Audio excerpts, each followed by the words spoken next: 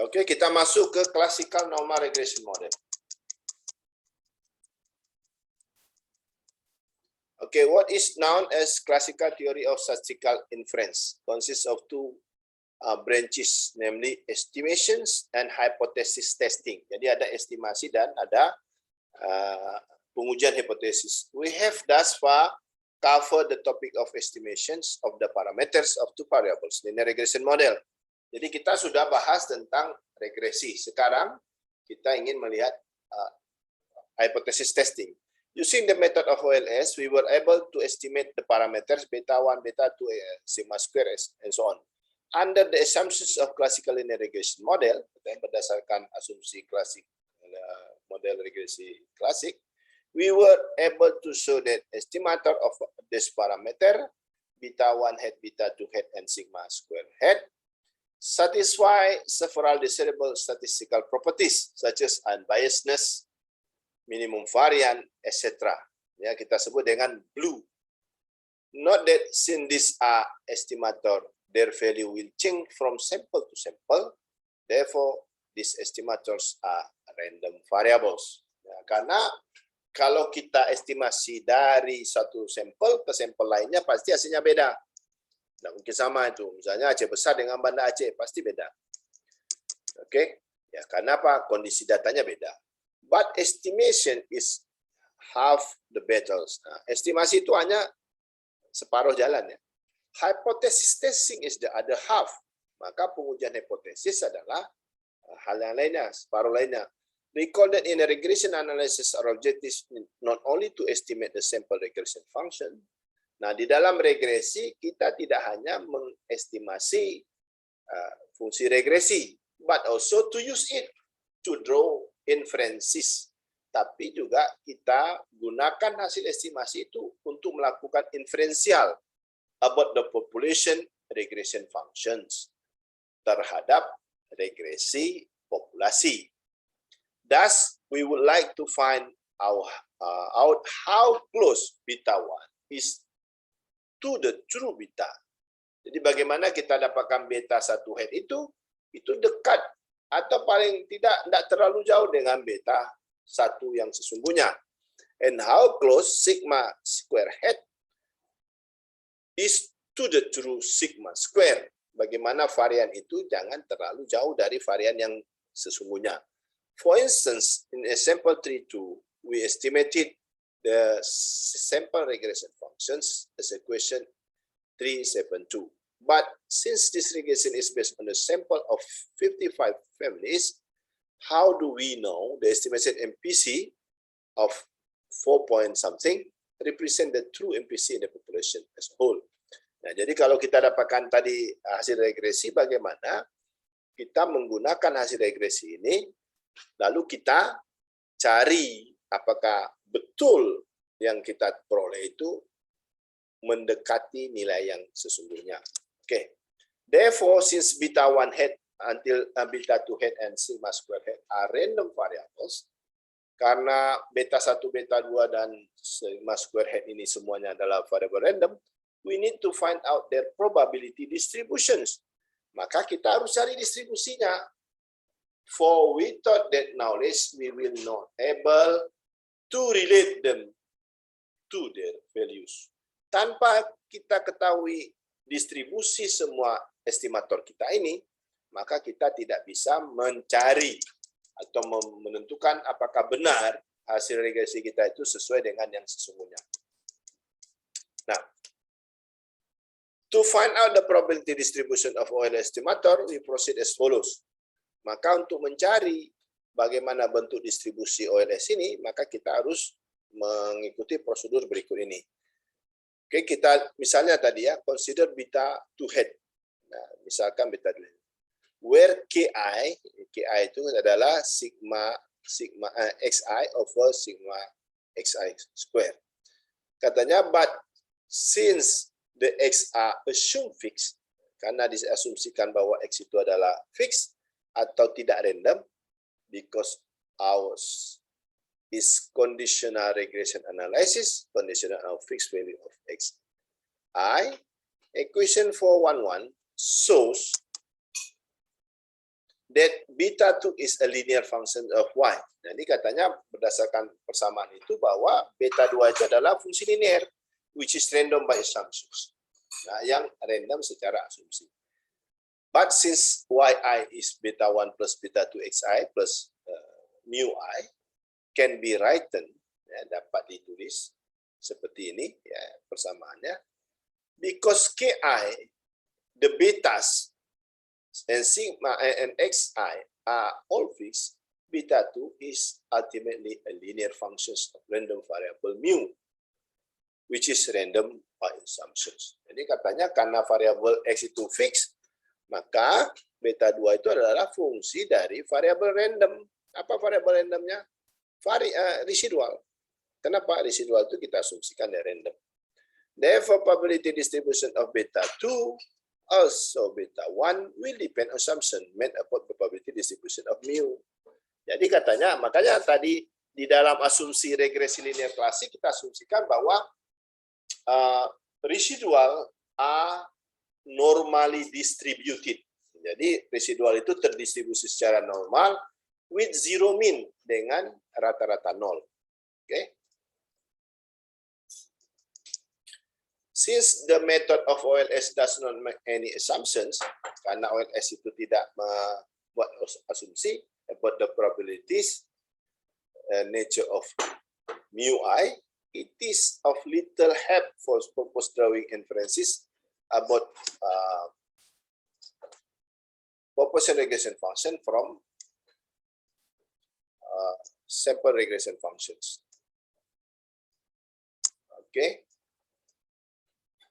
Nah, jadi kita berdasarkan Bose-Markov tadi, this void can be filled if we are willing to assume that mu follows some probability distribution. Nah, makanya kita mengasumsikan tadi, asumsi kita bahwa residual itu terdistribusi secara normal. Nah, jadi ini pentingnya itu. Jadi karena residual terdistribusi secara normal, maka kita bisa menggunakan distribusi tadi itu untuk menguji apakah beta kita itu signifikan atau tidak. Nah, ini normality assumptions. Apa itu normality assumptions? Zero mean. Kenapa? Karena di dalam distribusi itu, kalau kita lihat titik tengahnya itu nol. Distribusi. Varian sigma square. Kalau variannya sigma square, artinya variannya itu constant.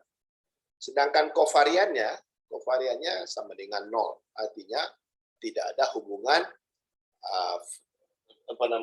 residual sekarang dengan residual berikutnya. Secara matematis kita tulis seperti ini. Ini ya, persamaan 424. Apa itu kita baca? The residual are normally distributed with zero mean and constant variance. Jadi kita nyatakan bahwa residual itu terdistribusi secara normal dengan rata-rata nol dan variannya konstan. Nah, jadi kalau kita dapat asumsi ini, maka kita bisa menguji distribusi beta. Oke, nah ini dia ditulis ya, normally and independently distributed. Ya, kalau dia buat IID, ya, independently, identically distribution. Ada juga NID, normally and independently distributed. Jadi banyak istilahnya yang digunakan. Kenapa asumsi normal? Ya, itu tadi kita berdasarkan central limit theorem, ya. Nanti bisa dibaca sendiri.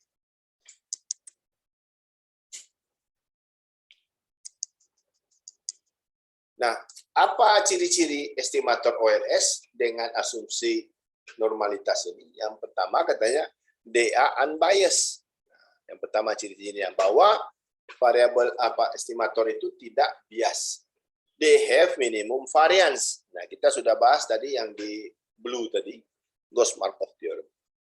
Minimum variance artinya dia yang paling efisien, ya. Yang ketiga, they have consistency. Nah, kenapa? Kalau sample size increase, estimator convert to their true value. Nah, ini perlu saya jelaskan nomor 3 ini. Ya, nomor 3 ini misalnya kita ingin melakukan penelitian terhadap masyarakat Aceh. Ya, Aceh itu ada 23 kabupaten kota. Nah, apabila kita pilih hanya Banda Aceh, maka dia tidak representatif.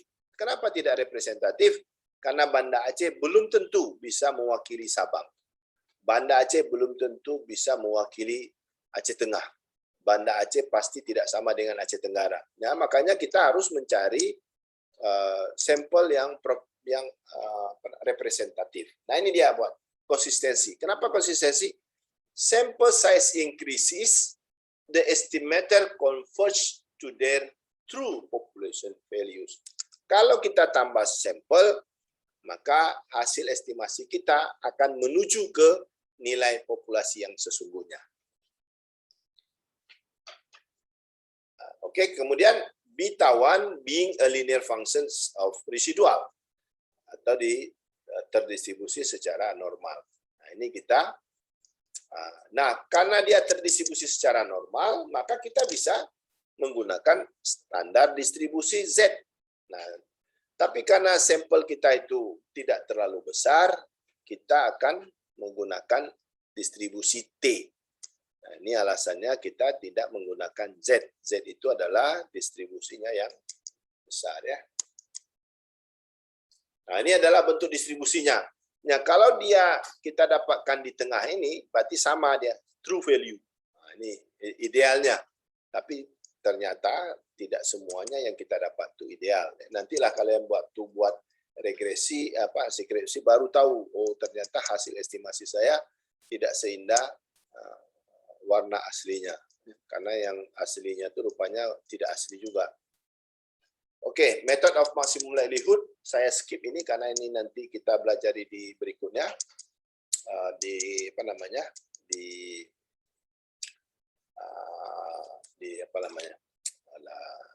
logistik model. Ya.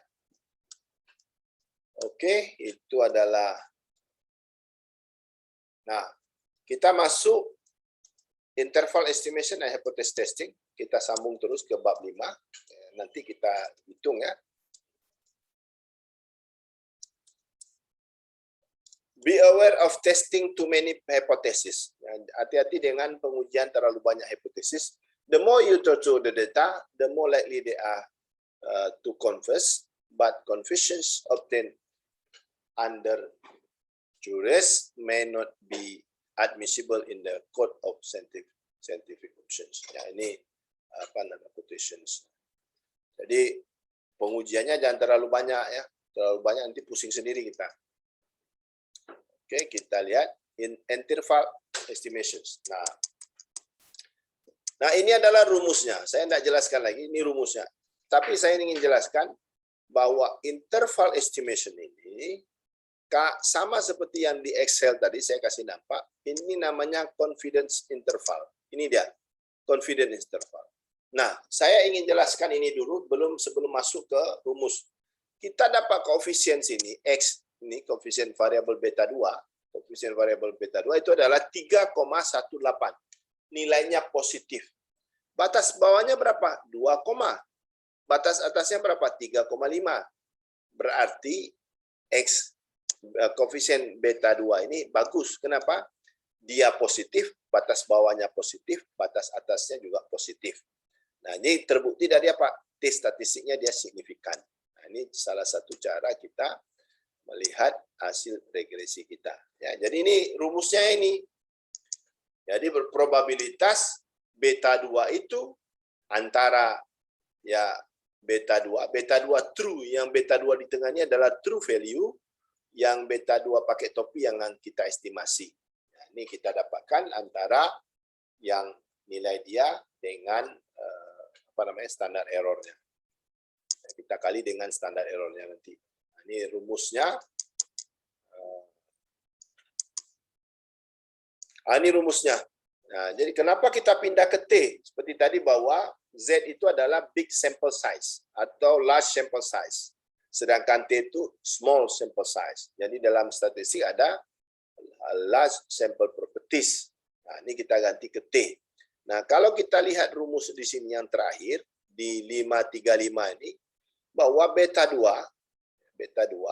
ini ada head-nya ya, tidak tertulis ya. Ini di buku ini seharusnya ada head-nya.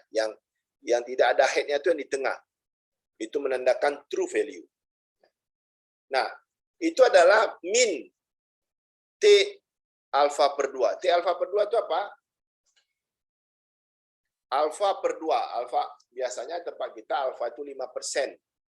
Artinya kita masih memberikan toleransi kesalahan 5%. Kenapa dibagi 2? Karena kita ujinya kiri kanan. Two-sided test. Jadi dua arah kiri kanan. Ya, fungsi distribusinya kiri kanan. Ya, dua arah. Dikali standar error, dan standar error beta 2. Nah, inilah kita dapatkan. Atau secara lebih singkat seperti di persamaan 536 ini. Nah, ini disebut sebagai confident interval ya. Nah, jadi saya sudah kasih tahu cara hitungnya mudah. Cara hitungnya nanti kita bisa lihat di sini ya. Di sini ini ada SL ini. Ini beta 1, beta 2 ini beta 2. Ya, ditambah berarti ini 3,1 ini. Berarti 3,1800732 dikali dengan ditambah dengan ditambah T hitung T tabel. Berapa T tabelnya? T tabel nanti tergantung berapa jumlah sampel, berapa jumlah variabel. Karena sampel dikurangi parameter atau variabelnya, maka kita dapatkan degree of freedom. Oke, dan berapa alfanya. Dikali standar error. Jadi ini T alfa per 2, saya buat T dalam kurung alfa per 2. Dikali standar error. Mana standar errornya? Nah, standar error itu adalah 0,150808676. Nah, ini dia. Satu sisi. Satu sisi lagi apa? Saya copy aja nih. Saya copy. Tapi ini yang satunya ditambah, yang satunya dikurang. Itu aja bedanya. Yang satu ditambah, yang satu dikurang. Nah, ini dikurang. Ini adalah cara menghitung confident interval.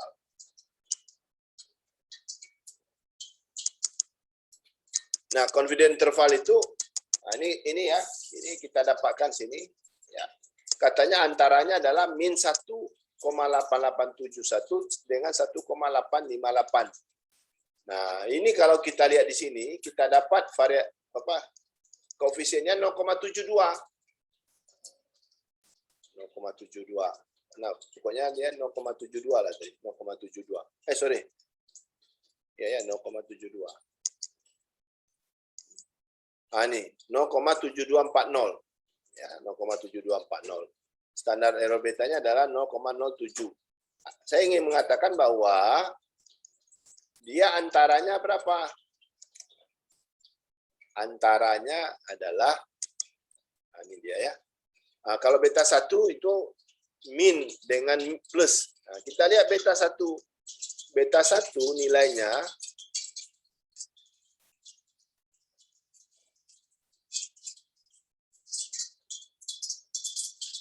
mana beta 1 ini? Tidak kelihatan. Saya ingin mengatakan kalau nilainya positif tapi kita dapatkan ini beta 2. Ini aja, ini yang enak ya.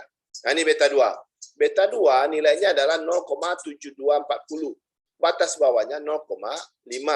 Batas atasnya adalah 0,87. Artinya beta 2 ini bagus. Kenapa? Rentangnya tidak terlalu besar. Bagaimana cara dengan kehidupan nyata? Cara kehidupan nyatanya begini. Ya, caranya. Datanglah ke rumah saya. Di mana? Di Banda Aceh. Nah, kira-kira sampai enggak kita ke rumah dia? Kita enggak pernah datang ke rumah dia, kita enggak tahu alamatnya. Banda Aceh itu luas. Ya, confident intervalnya terlalu luas. Tapi coba dia bilang, datanglah ke kampung saya. Di mana? Kecamatan Baitur Rahman. Itu masih pusing juga kita. Kecamatan Baitur Rahman luas juga, tapi tidak seluas Banda Aceh. Makin sempit confidence intervalnya. Tapi kalau dia bilang datang ke desa A, nah itu makin kecil, tapi masih susah juga kita, karena satu lorong aja pusing kita carinya, apalagi satu kecamatan, satu desa. Tapi kalau dia kasih sekarang apa? Sherlock, nah itu berarti confidence intervalnya semakin kecil. Kalau Sherlock, maka itu sangat meyakinkan sekali. Jadi itu cara melihat confidence interval. Oke. Nah, ini confidence interval untuk sigma square. Nah, rumusnya ini. Itu sama juga variannya itu berapa besar. Ya, varian yang bagus itu dia adalah varian yang kecil. Nah, karena varian itu square, maka kita tidak boleh pakai T. T itu normal lurus, linier, maka kita pakai chi-square. Nah, jadi bedanya di situ. Ini chi-square itu ini rumusnya 543 inilah rumus untuk menghitung confidence interval untuk varian regresi. Oke. Ini varian regresi. Nah, ini adalah uji hipotesis testing. Nah, kita lihat ini hipotesis testing ada two-sided atau two-tail atau one-side. Jadi one-sided, two-sided. Nanti one-sided, two-sided itu adalah dua arah kiri dan kanan distribusi normalnya. Kalau one-sided itu satu arah saja. Bisa sebelah kiri, bisa sebelah kanan. Apa bedanya? Tergantung dari hipotesisnya. Kalau dibuatnya seperti beta 2 sama dengan 0,5, maka itu berarti dia two-sided. Maka alternatifnya adalah tidak sama dengan. Ini bedanya ya. Nah, ini adalah ini daerah sebelah kiri ini, di sebelah titik ini, sebelah titik kiri ini, itu adalah daerah penolakan hipotesis 0. Di sebelah kanannya juga sama. Kalau di tengahnya, daerah penerimaan hipotesis 0 atau tidak menolak hipotesis 0. Nah, itu yang two-sided. Nah, ini minggu lalu sudah saya jelaskan. Nah, ini one tail atau one-sided. Ya, dia buat itu H0, beta 2 lebih kecil atau sama dengan 0,5. Maka alternatifnya berarti beta 2 harus lebih besar dari 0,5. Nah, ini bedanya one tail dengan two tail. Nah, ini pengujian hipotesis dengan menggunakan T. Apa beda T sama F? T itu digunakan untuk menguji hipotesis koefisien parameter secara individu. Nah, ini rumusnya. Ya. Ini rumusnya yaitu beta dibagi dengan standar error beta. Ya. Kalau T hitung itu lebih besar dari T tabel, ya, itu pendekatan konvensional, nilainya absolut. Kenapa absolut? Karena kita tadi menguji dua arah kiri dan kanan. Makanya kita abaikan tanda negatifnya. Maka H0 ditolak. Nah, oke. Nah, ini cara menguji hipotesis. Kalau F itu adalah pengujian secara bersama-sama. Ya, secara bersama-sama berarti beta 1, beta 2, dan seterusnya. Nah, itu uji hipotesis yang akan kita hitung minggu depan.